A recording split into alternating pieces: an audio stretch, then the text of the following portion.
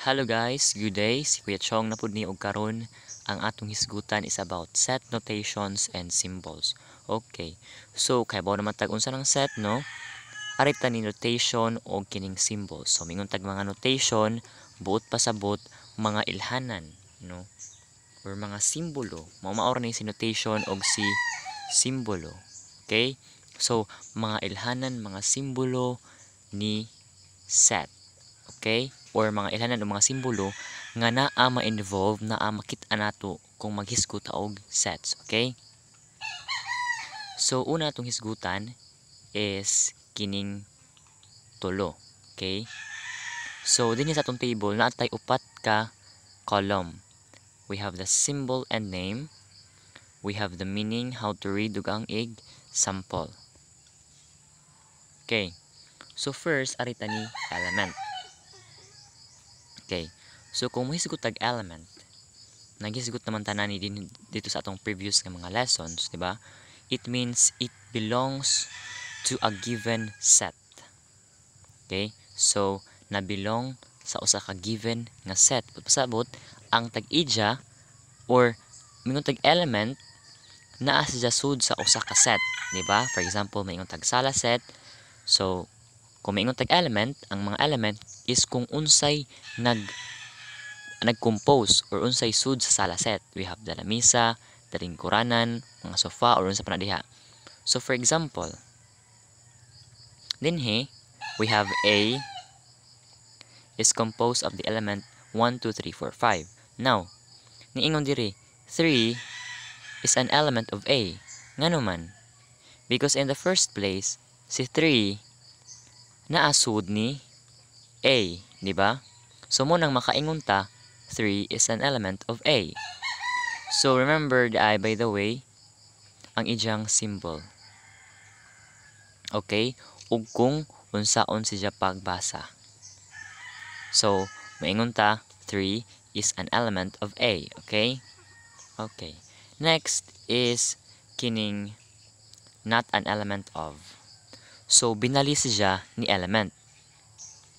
Kung si element is naghisgot sa mga butang or sa mga numbers or sa, di ba, unsay naasud sa usa ka set, ang not an element kung unsay wa.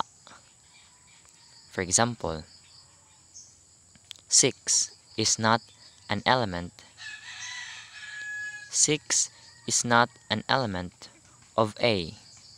Ngano man, tungod kung tan-aw nimo dinhi sa set ni A, wa si number 6, di ba? 6 kay wa dinha sa set A. Okay, sabta na unsay not an element. Okay. Next is ang cardinality. So, numbers of elements in a set. Mura na man basag mitag cardinality, numbers of element in a set. Okay? So, kini nga part din how ni siya kani nga part kini, how na siya gibutang ang blank. Para ilhanan kibali nga kanang a blank, dinha nato ibutang ang name sa set. Okay, for example. Kani. Set X is composed of the element A, B, C, D, E. Now, ingon diri, the the cardinality of X sa kay murag naitabon with sa okay, kana.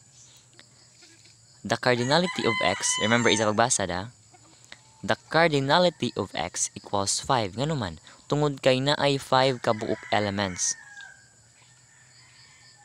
Diba? We have 1, 2, 3, 4, and 5. Mao nang the cardinality of X is 5. Okay?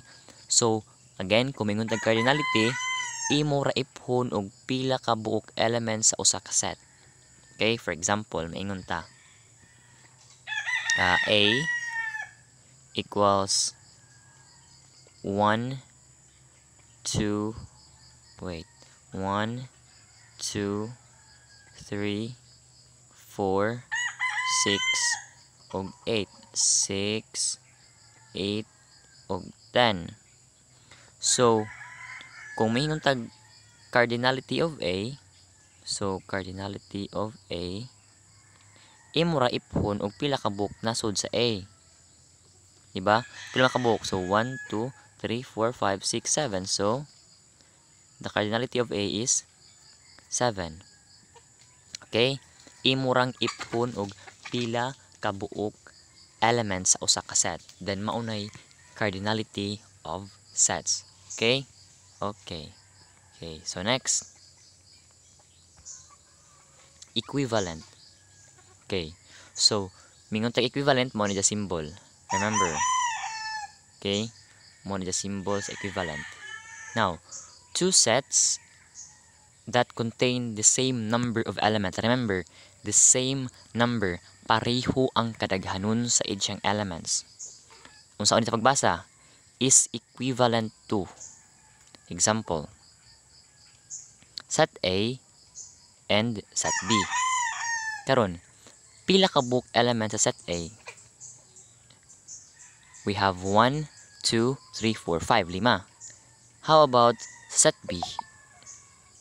We have A, B, C, D, 1, 2, 3, 4, 5, 5 pod. So, mauna nga pwede ta mo ingon,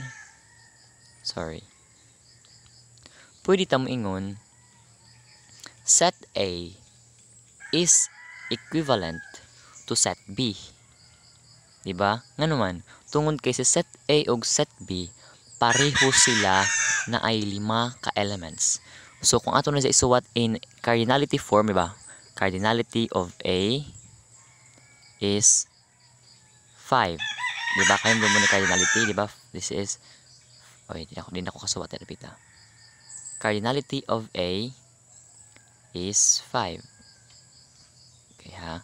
Cardinality of A equals 5, while the cardinality of B equals 5 pod.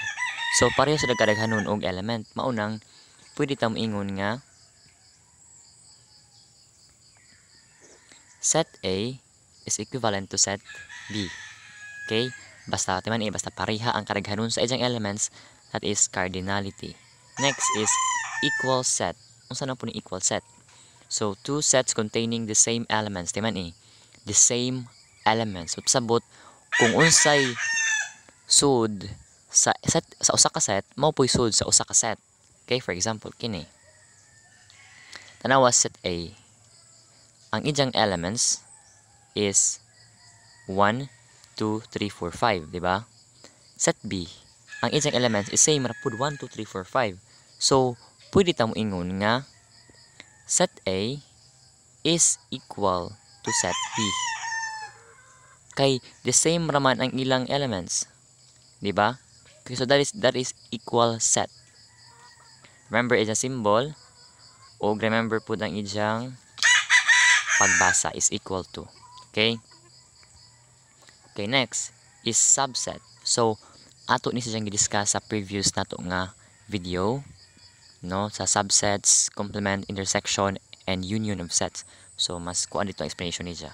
Okay, so pwede ito i-intro tanawon dito. Okay. So, all of the elements that belong to another set. So, ang mga elements sa usa ka set, tuwa pod sa usa ka set. Unsa man ay pasabot ana? Okay, for example, by the way, take note of the symbol and the pagbasa ha. Okay. So, kung tanaw nato dinhi si set X, naa siya elements nga 1, 2, 3, 4, 5, 6. Now, kung ato po tanawon si set Y, na elements nga 2, 4, 6. Buot pasabot, ang elements ni set Y makit-a nato ni set X, di ba? Mauna nga makaingon ta, set Y is a subset of set X. Kay ang mga elements ni set Y 2, 4, 6 makit-an po nato nga ni set X. Okay? Mo na pasabot sa subset. Ang elements sa usa ka set makit-an ngadto sa usa pod ka set. Okay? Okay. Next. Okay. Not a subset. So binali. Okay? Kung ang usa subset, pasabot makit-an nato dito sa usa ka set, ni not a subset, automatic di nato makit-an. Okay, neither of the elements set of a set belongs to the other set. Pagbasa, not a subset of. For example, palihog tan-aw ni set A. Ang iyang mga elements, di ba, 1, 2, 3, 4. No? Kung ito tan-aw si set B, iyang elements is 6, 7, 8, 9. Okay. Now, kung mo tan-awon, y elements sa set B nga naa ni set A. Di ba? Maunang makaingon ta nga si set B is not a subset of set A. Nga naman, tungod kay y elements sa set B nga makit-a ni set A. Okay? Mao ni not a subset. Okay, next. Proper subset. Unsa naman po yung proper subset? Set containing at least one element of the other. So, naay bisan usa or labing minus usa. Pasabot, one or more. Basta ang element na ganing one or more or ang subset na ay ang usa ka set na ay usa or mas daghan pa nga kaparihuan sa lain nga set, automatic that is a proper subset. For example, kaya not containing, wa gi-contain. Okay, for example, this one. Kung tan-aw nimo, tanan nga set ni set A naa po ni set B except ni 5. Diba? So basta gani nay usa nga wa gi-contain sa usa ka set, automatic that is proper subset. Okay? Okay, next. Not a proper subset. Okay, so not a proper subset. So binaliza ni proper subset. Kung dinhi nay usa nga wa, ang dinhi tanan nga set naa. Balik, kung sa proper subset na ay at least usa ka element nga wa, di ba? Y5. Dinhi sa not a proper subset, binali, but pasabot tanan nga set or tanan nga element sa usa ka set naa ngadto sa usa ka set. Excuse me. Okay, for example, X 1 2 3 4 5 6, Y 1 2 3 4 5 6, di ba? Tanan nga elements na nga ni set X naapod ni set Y. Okay, maunang pwede ta moingon nga set X is a proper subset of set Y. Okay, papasabot tanan nga elements nila naa sa usag-usa, or kini si not a proper subset ni sorry. Same ni si Johnny equal set. Okay, remember mo ni equal set? Si equal set, di ba, kay pariha ang sud, di ba? So same sila ni not a proper subset, not a symbol na siya. Okay, next. Okay, we have the empty or null set. A set without elements. Bot pasabot mga set nga y sud. Okay, for example, okay, ba mo nito pagbasa is a null set. For example, is set A. Tanawa sa set A, wa sa J sud, di ba? Brace ra y sud nga mga elements. So that is a null set. Mo nang maingon ta, set A is an empty set or is a null set. Okay, sabtan. Next, universal set. Set of all possible elements in a given set. So wa gibutang diri how to read kay ang universal set, name of a set na sa usan sa kangan sa set. For example, maingon ta,